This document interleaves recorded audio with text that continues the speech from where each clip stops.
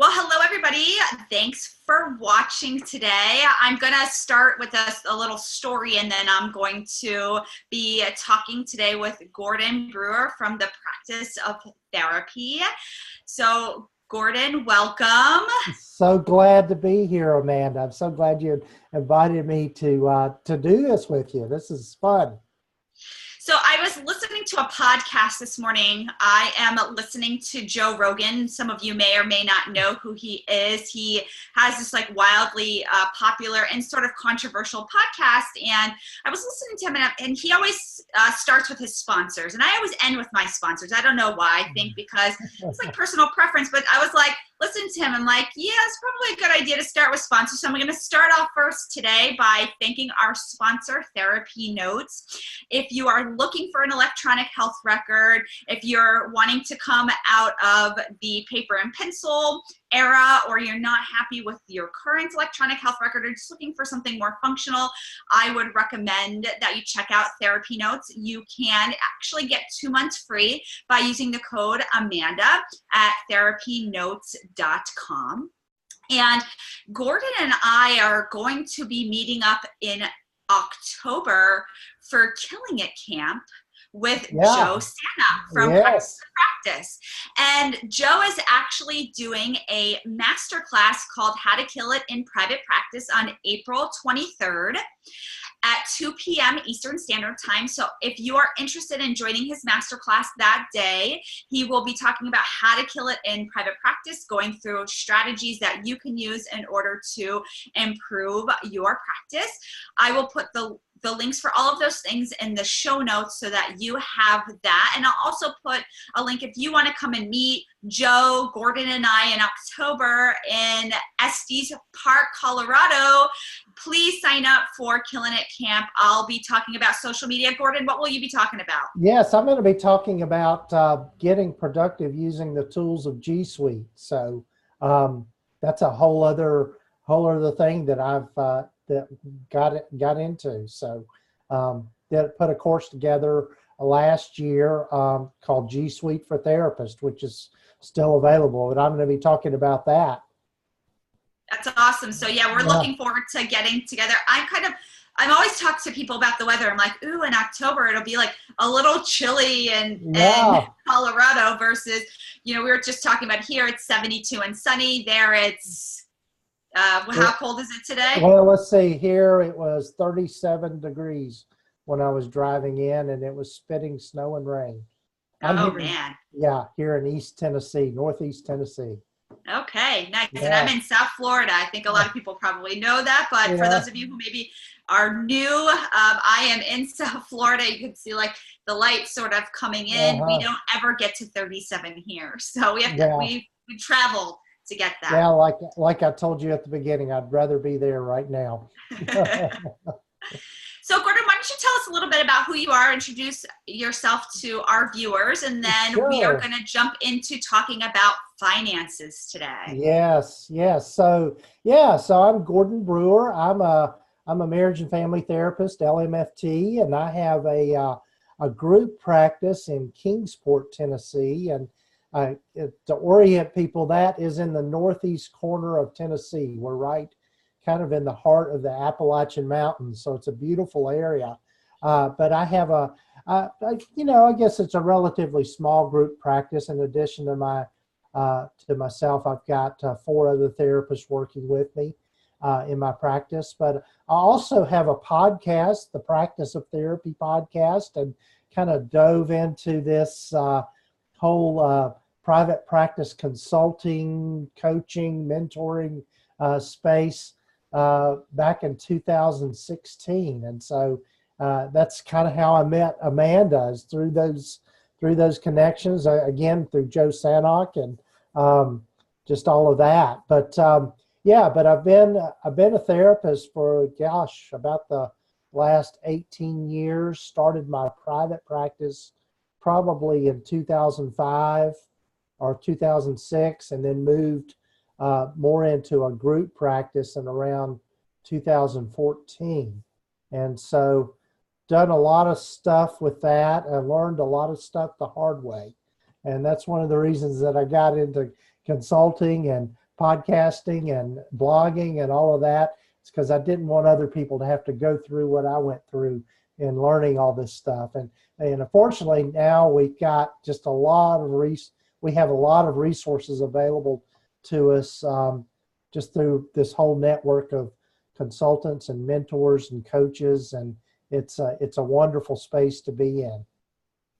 It does, yeah. I've loved connecting with you, and it's really interesting how, you know, when you start to go more into the online space and do consulting and coaching, or even get consulting and coaching from somebody else, like, it's amazing the people that you meet. So for those of you watching, if you haven't already worked with a consultant or coach, I would highly recommend you find somebody that you vibe with, right? So, and somebody who, yeah. So I used Joe over this past year. It's been hugely successful for me, but there are lots of people out there that, especially around specific things. So today we're going to be talking about finances. Why don't you kind of jump off and tell me your story about why you're so passionate about finances? Yeah. So one of the things, since I've been doing this, one of the things that I keep hearing from people, and just kind of, either through my interviews on the podcast, but also just emails that I get from people asking questions.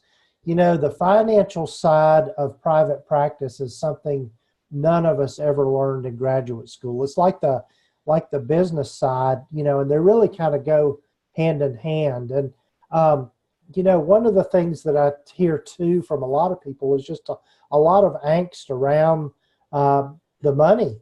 And just being, all of us have, and to some degree, money shame, as my friend Jane Carter likes to put it, and Allison Purrier, she's another one that talks about money shame. But one of the things I realized is that most of us don't learn about how to manage our finances, either personally, but especially on the business side of things. And so, as a result of that, I thought, I think I'm going to put a course together and just teach what I have learned over the years about the financial side of private practice. And, I think one of the things that happens a lot of times is we kind of undervalue what we're worth in terms of, what our services are worth and all of that. And so, that was a big push for me as far as understanding all of that. Another motivating factor, and I know you and I have talked about this before, was I read the book Profit First last year or year before last, and it was just kind of like blew my mind. And when I started thinking about that and really wanting people to understand about Profit First, it really was a huge thing, and made such a huge difference in my own practice, and really kind of getting my head around all of those concepts. And so I got to actually meet Mike Michalowicz, and he and our mutual friend Casey Compton were on one of my podcasts. Did the double episode with Mike Michalowicz, so talking about the financial side of private, particularly related to private practice. So, if you all listening or watching haven't read Profit First and you're in private practice, I also highly recommend that book. It completely transformed the way that I ran my practice as well. I think a lot of the times the biggest question I see is like, how much should I pay myself? Yes. And this book really outlines really like what you should be paying yourself, right? Not what you just take whatever you need, or you don't take enough, or even you take too much. I think that it can be the spectrum. Right. It also really helped me to make decisions. Like I was just sharing with Gordon, we're getting ready to move offices. And of course, when you move offices, there's an increased expense. But when I ran the numbers, I realized, okay, this is an expense we can afford because this is the growth opportunity. This is how much we're bringing in. This is how much we try to stay within that 30% for expenses, understanding that sometimes it might be a little higher or lower, especially in that growth phase, but that our target is 30%. And when we did the numbers, we were able to say, yes, we can afford this much for rent, we can afford this much for the increase in expenses, and this is what it's going to look like. So I love that book. I do recommend it to therapists because I think it gives just like a guideline. Right. So right. Can you tell me a little bit about your course and what are some of the things that are people may learn from it, and maybe some of things that maybe you've probably already recorded the course, things that have maybe come up that people have questions about. Right. Yeah. Well, it's one of the things with the course is I really kind of start with the basics, because I think a lot of times, in my conversations, I talk with people about, I'll mention I was doing supervision with one of my people, and we were talking about I said throughout the terms overhead and profit margin, and she looked at me and she says, "What's that?"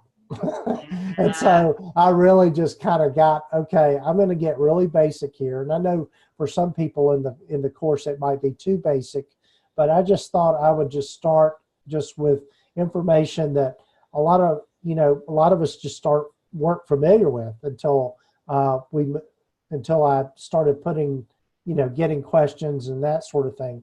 I think that question that you asked, Amanda, about what to pay ourselves from the practice, but also on the other side of that is what to charge clients, particularly if you're a cash-based practice, of knowing where to set your fees and that sort of thing. And then also just really, excuse me, sorry about that. Also just knowing how to plan for the future, and just really kind of understanding and crunching the numbers about, okay, if I want to live this particular way and make this amount of money, how does that translate into clients? How many clients do I need to have?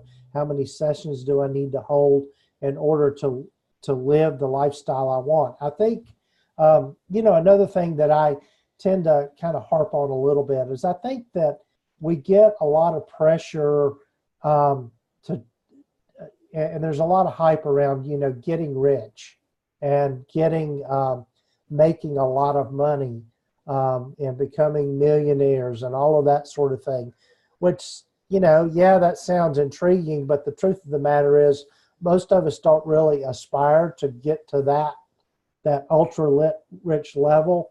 Most of us just want to be able to maintain a lifestyle and a way of living that really supports who we are and what we like. I mean, it's like for me, I don't need to have an expensive car or a yacht or anything like that.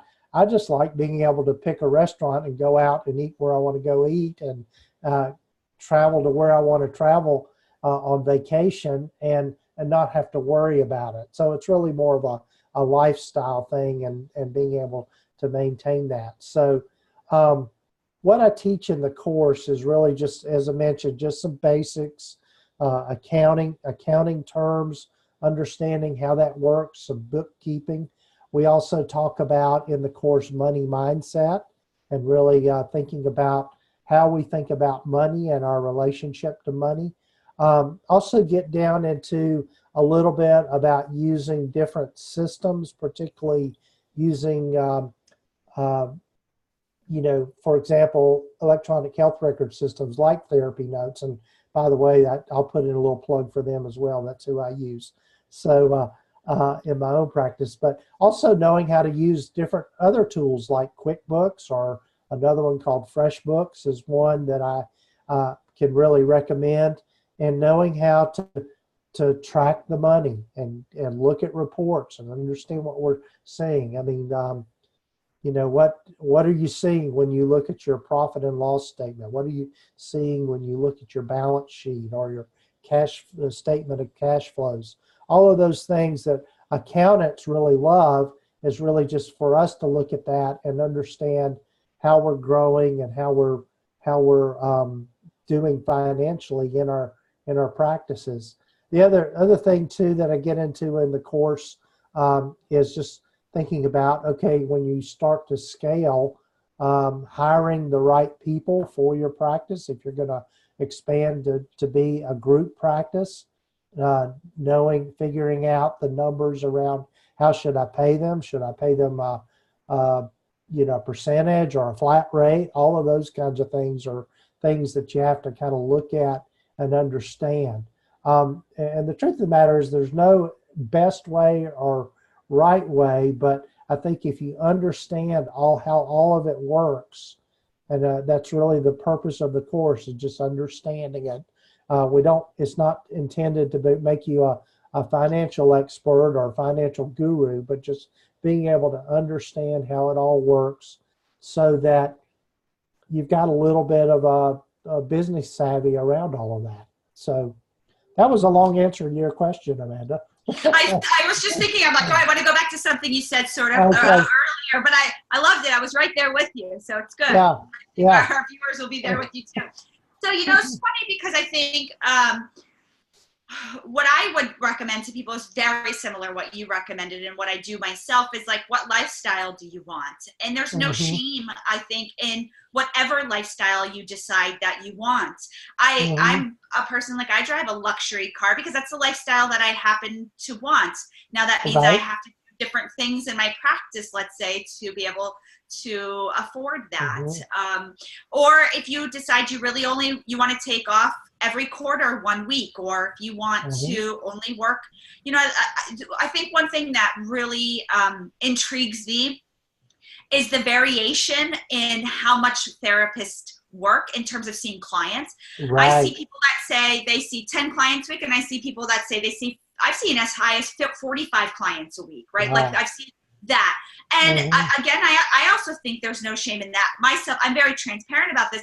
I see about 30 clients a week, and that works really well for me because I can't really, sure, I could have another day off during the week, but that's not what I want to do right now. Like right now, seeing, that many people during the week works really well for me. At some point that might shift, right? And so there's some people who want to see 20 clients a week and teach yoga on the side, or people who have children and want to see 15 clients a week. And I think it's really, what I love is that you get to decide what lifestyle you want, how many clients you want to see, what income you need, what kind of car you want to drive, what house you want to live, and also taking into account the area that you live in. I don't care what anybody says, where you live matters, right? Like, where your practice is located matters. There are some ways that if you're in a highly saturated area where everybody takes insurance, yes, you can find a niche and do private pay, yes. But I think you always have to take into account where you live,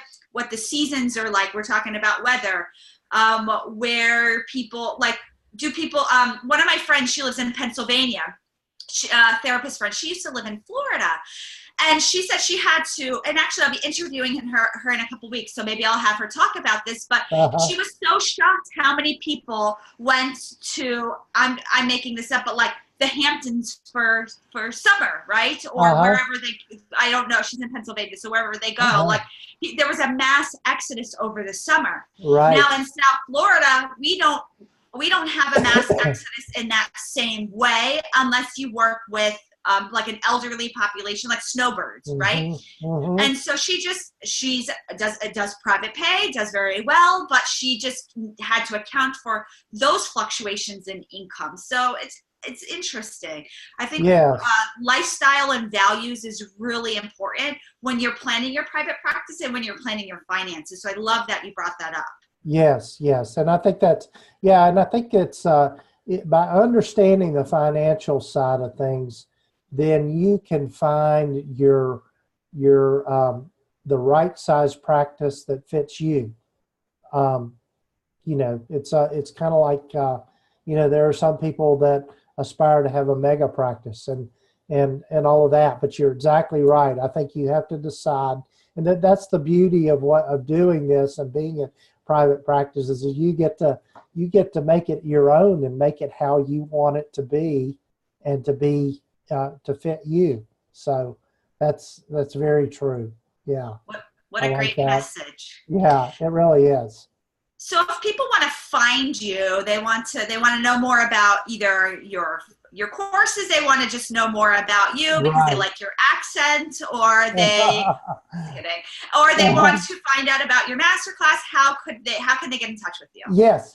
So probably the best way is just go to my website, practiceoftherapy.com, and you can also access the course there. The URL for the course is just practiceoftherapy.com/finance course.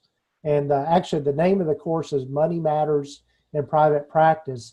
And as we're recording this, I'm really in a pre-launch period. I'm still pulling everything together. The course is not quite complete, but what I'm doing is offering the course at half price during the pre-launch. And so people can use a coupon code that just says take50, so they can get the course at half price. And now so it's 50 or 50 spelled out? No, 50. That's a good question. Take 50, 50. Yeah. Okay. And so that way they can access the course and get what is there. It's about, I would say, I was working on it yesterday, so there's about 2 hours of content already up there. That's so exciting. Yeah. Congratulations. So, and there's probably going to be at least that much more. So I've got at least half the course up there, and then we've got a few more modules to finish. And yeah, so it's a lot of material. And the thing that's nice about it is you can kind of go at your own pace. The way it's set up, it's on a platform called Teachable, and so people can go in and just access that. So, yeah. Well, Gordon, thank you so much. I can't wait to officially meet you. We've met a couple times on Zoom or Skype or different platforms, but I'm excited to meet you in October. Yes, it's going to be fun. I would encourage you to please share your course in the Facebook group. So if you're not already a member of the Facebook group, My Private Practice Tribe, please join us. We are 8,000 therapists. We love to connect. We give resources. And if you are watching this, please be sure to like this video, subscribe to my YouTube channel. That is wildly helpful to me as I guess I will call myself for the first time, a YouTuber. Seems kind of interesting, but that's what I am, I guess, officially now. I'll give myself another title. And so thank you again, Gordon, and looking forward. Yep. Okay. Yep. Thanks, Amanda.